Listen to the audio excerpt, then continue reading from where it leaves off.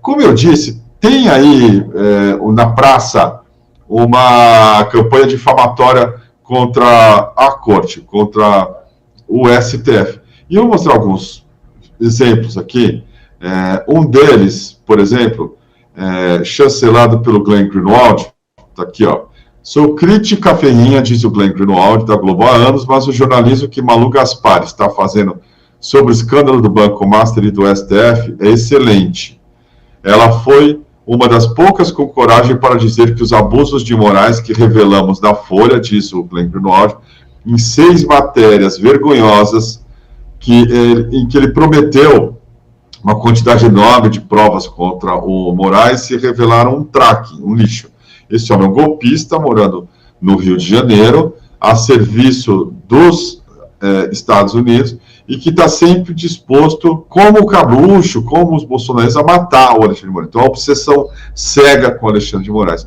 E ele está elogiando aqui esse vídeo da Malu Gaspar, que eu vou passar para vocês. A gente falou aqui na semana passada do esforço que alguns ministros do Supremo estavam fazendo para garantir uma blindagem para o Banco Master. Tudo porque o Dias Toffoli decidiu que nada mais na investigação podia ser feito sem autorização dele. E ainda decretou sigilo total sobre o processo. Na prática, a apuração parou. E a razão para isso, a gente sabia. Era o medo do que o caso podia revelar sobre os políticos, mas também sobre os próprios ministros do STF. E não deu outra. 2 informações bastante graves já vieram à tona. A primeira, horas antes de avocar o caso para si e ainda decretar o sigilo, o Toffoli viajou para o Peru no jato de um empresário para assistir a final da Libertadores junto com o advogado de um dos investigados que já tinha sido até preso na operação. E ainda atendeu o pedido desse advogado para deixar que o cliente visse todas as provas que fossem do interesse dele. Para o público, ficou o sigilo. O Toffoli ainda quis alegar que os dois voaram juntos, mas não se falou em Master, só se falou do Palmeiras. Não colou, é claro. Mas eu descobri que um outro ministro também tinha muitas razões para querer que o processo do Master ficasse escondido. O Alexandre de Moraes.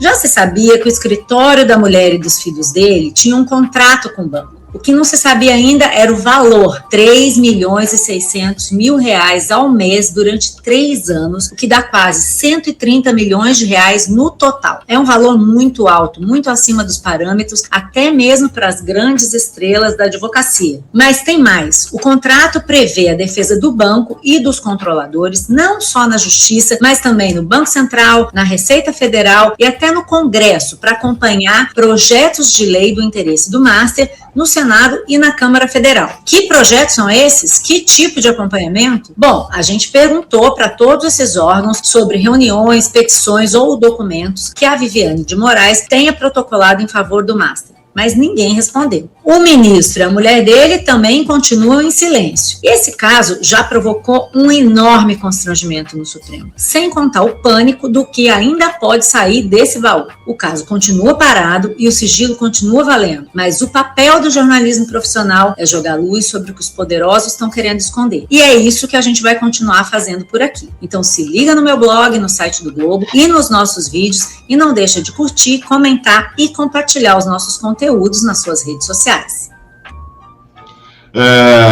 Sem entrar no mérito aqui, sim, desse contrato com a mulher do ministro Alexandre de Moraes, que não é ilegal, é uma questão mesmo imoral, tá? É importante isolar isso de um julgamento da corte, que é como a imprensa, aí que ela chama de profissional, como se estivessem acima do bem e do mal, quando eles não estão, são todos vendidos de cativeiro e que tem uma agenda.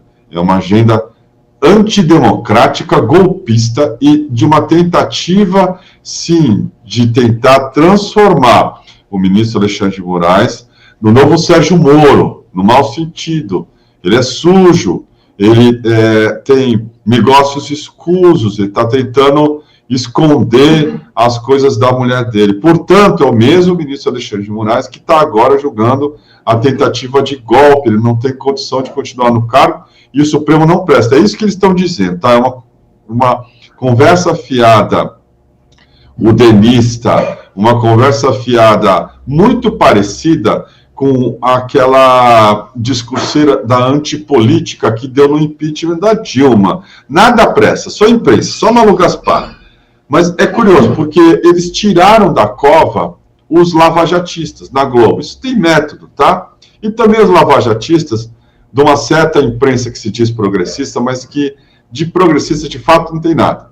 E quando vê, tá jogando água no moinho da extrema-direita. Esse aqui é o Merval Pereira, ontem, sendo elogiado por um influenciador de extrema-direita, tá? Aí eles falam assim, o cara, agora a Globo resolveu reconhecer como verdade aquilo que a direita vem dizendo desde 2019, algo estranho no ar, e eu acho que tem a ver com os Estados Unidos. Diz aqui o fulano, e olha só o Merval. A gente vem vendo a atividade do Supremo desde o momento que o Lula foi liberado, porque mudaram a legislação. Está aqui o gênese do incômodo de canalhas como o Merval com o Supremo, tá? Quando ele diz isso, desde que o Supremo mudou o entendimento sobre o Lula, começou um desconforto. Como é que eles ousam fazer isso sem a nossa autorização?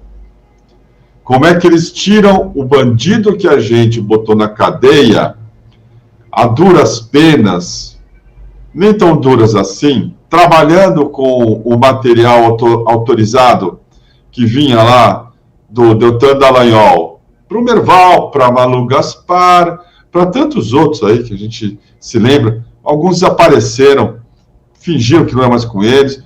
A maioria está por aí, mas um deles era o Merval.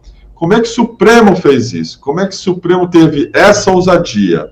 E aí ele segue aqui. Naquele momento, o Supremo vem tendo um papel político que não combina com o seu papel institucional. Só isso. E aí você tem vários exageros de todo mundo. A gente vai falar agora, daqui a pouco, do Toffoli, que botou um sigilo total para a investigação do Master, entendeu? Então é isso. Então os ministros do Supremo viraram entidades próprias e cada um atua de acordo com o seu pensamento e o seu desejo e não de acordo com a Constituição. Aí você vai aceitando. Não, é um debate, exagerou, saiu, interpretou muito, mas é para defender a democracia. Aí você vai, e aí acaba nisso que você falou. A democracia está sendo corroída também pela posição do Supremo, de ministros individualistas do Supremo que defendem suas posições e não a posição da Constituição. Veja, mistura-se tudo. Então você tem o caso do Toffoli, o caso da Moraes que eu citei aqui, mas você bota no mesmo balaio e mistura com o caso do Supremo, que, segundo ele, não consegue mais se conter na sua atuação política e precisa ser impedido de continuar com as arbitrariedades relativas, por exemplo, ao Bolsonaro e ao que o Merval acusa como defesa da Constituição e da democracia. Ora, é exatamente isso que o Supremo está fazendo, defendendo a Constituição e a democracia. Não tem do outro lado democratas. Não há do outro lado dessa conta que o Merval coloca, gente que está realmente interessada em ganhar eleição na base do voto, na base do que está previsto no livrinho de regras. Eles são golpistas, eles tentaram dar um golpe de Estado. O Supremo, sim, cumpriu um papel fundamental e continua a cumprir, uma vez que o golpe não acabou, e também por causa de gente como o Merval. Mais um lavajatista que eles tiraram da tumba, esse aqui literalmente, é o Gabeira.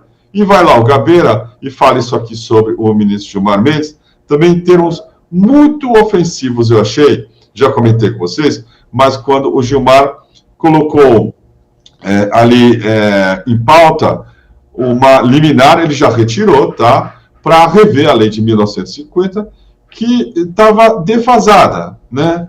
Mas olha só o que o Gabeira fala, no meu tom do Merval. Que teria que ser feito de uma forma que pudesse também não ser uma blindagem tão evidente, porque como é que você acha que é possível um cidadão pedir um impeachment do presidente da República, mas não pode pedir ao de um ministro do Supremo Tribunal Federal? Ficaria muito desequilibrado. Então, eles teriam que mexer também na questão do impeachment do presidente. E eu acho que o impeachment do presidente até hoje tem funcionado, a lei. E a lei do impeachment dos ministros do Supremo, embora seja de 1950, a verdade é que não houve nenhum impeachment de ninguém. Hoje o Flávio Dino disse, poxa, o único país do planeta que tem tantos pedidos de impeachment. É verdade. Agora, se eu fosse ministro do Supremo, eu me perguntaria, poxa, que tipo de Supremo é esse que cria um recorde mundial de pedidos de impeachment? Pode ser que alguma coisa esteja errada conosco também. Mas isso eles não se perguntam. Eles são absolutamente incapazes de ver todos os ângulos, sobretudo os ângulos desfavoráveis da situação. Eles, no meu entender, o Supremo Tribunal Federal está mergulhado numa espécie de cegueira muito típica de quem detém muito poder e acha que basta você apresentar alguns argumentos mais ou menos interessantes para poder enganar as pessoas.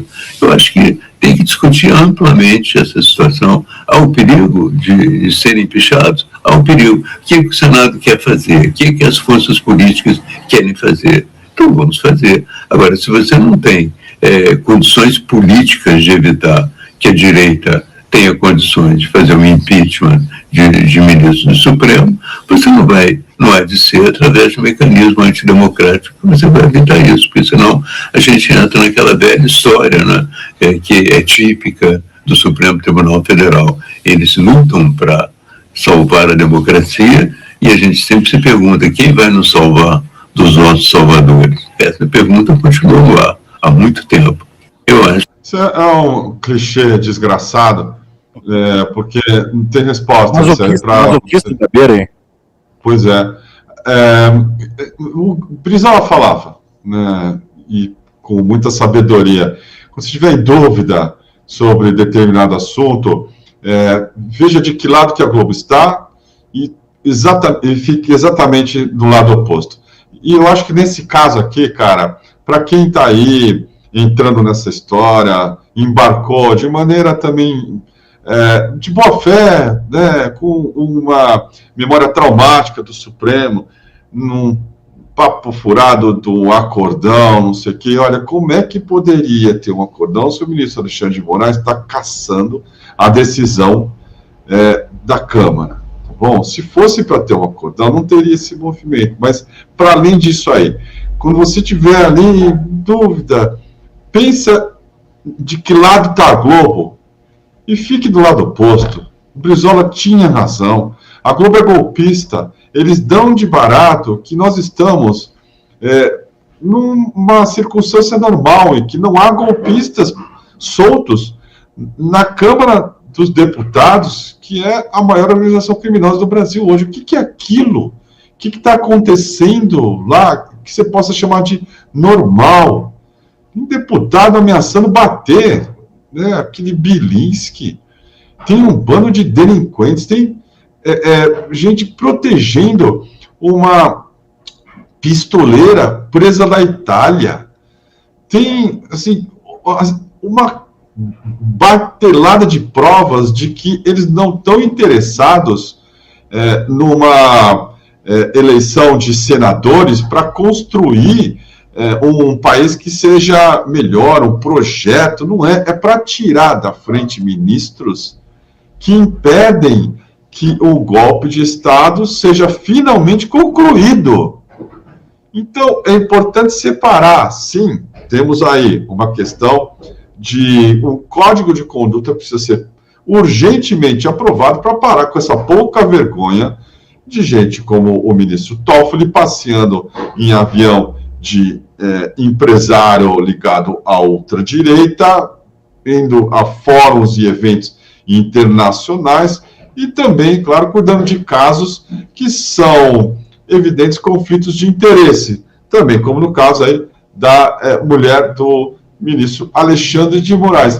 Mas é necessário isolar isso. Quando a gente transforma casos como esses em uma coisa sistêmica, em algo de um espectro amplo, global, e um câncer institucional, porque todo o judiciário corrupto e precisa ser impedido de fazer seu trabalho, é uma tentativa de intimidação.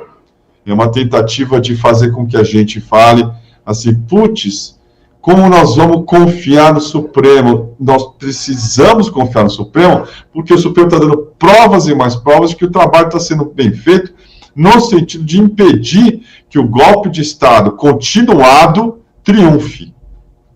E é isso que é importante, mais do que nunca, hoje, Suman. Querem que a gente desista.